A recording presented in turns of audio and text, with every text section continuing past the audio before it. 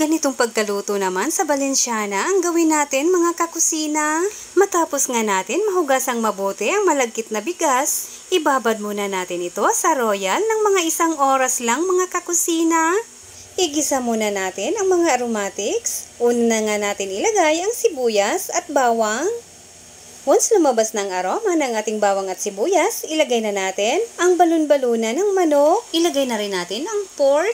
Takpan lang muna natin ito ng mga 15 to 20 minutes hanggang sa ito'y lumambot. Ayan, at lumambot na. Pwede na natin ilagay ang atay ng manok. Pwede rin kayo gumamit dito ng atay ng baboy. Ihalo na rin natin dito ang ating chorizo bilbao. Mas masarap kasi ang Balenciana kung may chorizo bilbao. At sa ating pampalasa, lagyan lang natin ang isang pork cubes, paminta, at seasoning. Mix-mix lang natin bago natin ihalo ang malagkit na bigas na binabad natin sa royal kanina. Ayan, at ilagay na natin ang ating turmeric powder.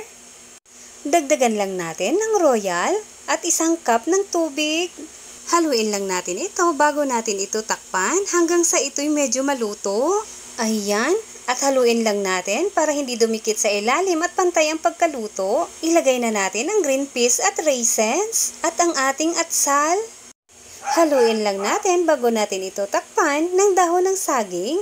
Mas mabango kasi pag may dahon ng saging. At ayan na, may masarap na tayong Balenciana. Kaya subukan nyo na po ang recipe natin ito para maiba naman.